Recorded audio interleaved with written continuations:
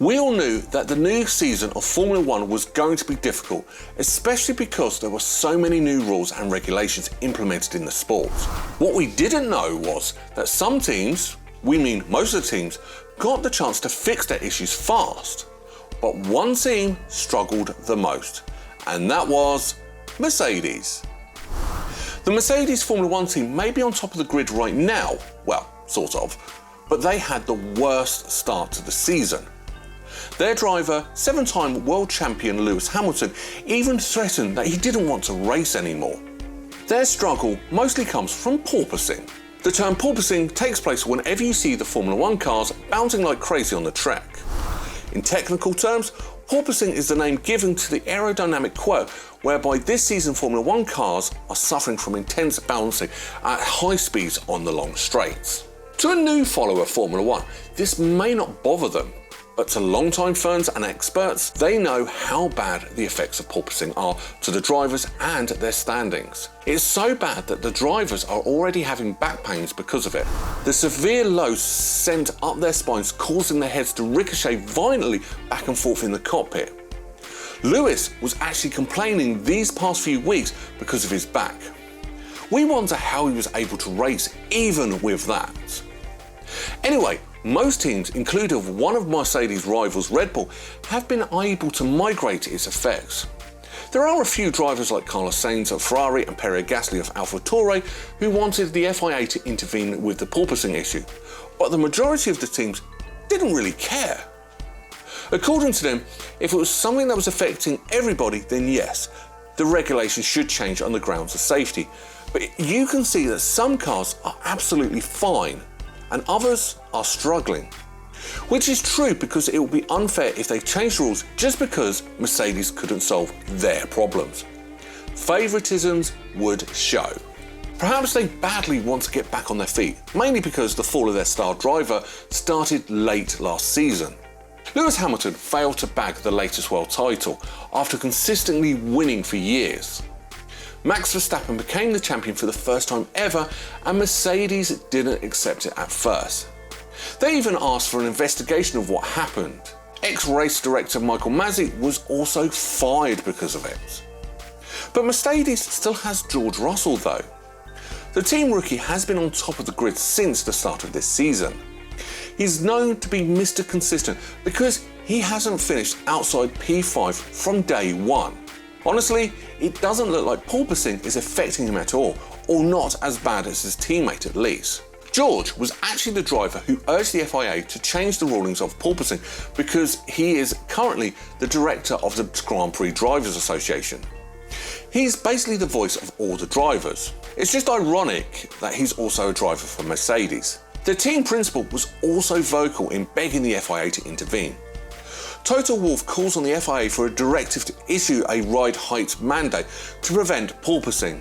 They practically begged the FIA to bend the rules for them, which is ironic because in the past few years, they would look badly at the teams who would ask for help from the federation regarding certain issues.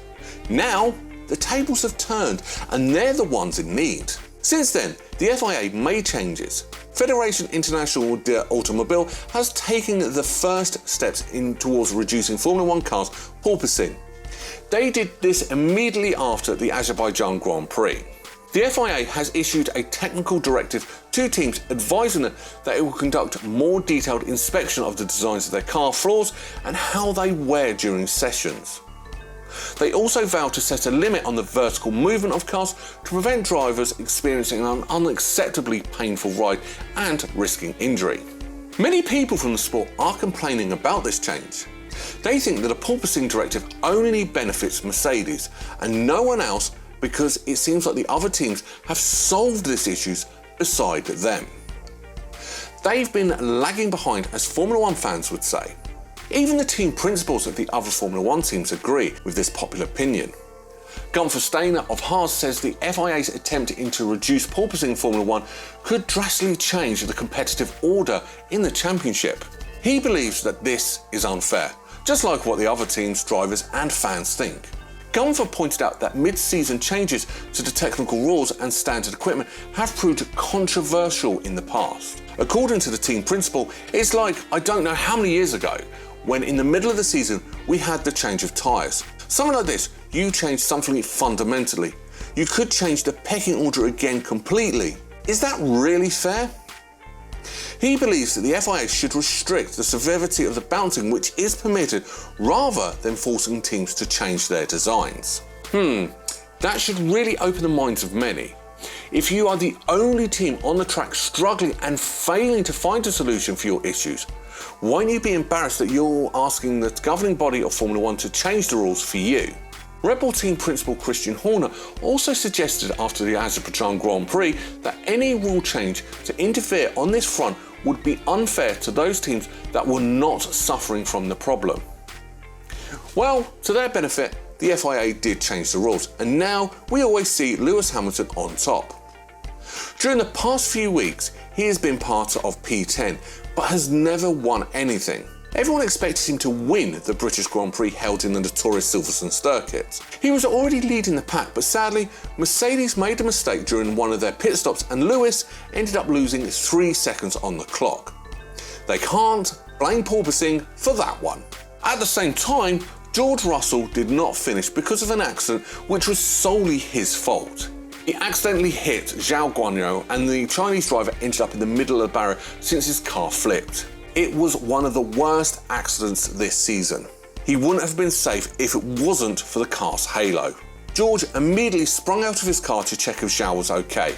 Very sportsmanlike of him, but in this race he failed to be Mr. Consistent. Team Mercedes have been so vocal about their problems that the FIA really adjusted for them. But it's not all good news. The FIA's decision to intervene on porpoising impact on Formula 1 driver safety looks like it will only be a short-term win for the team.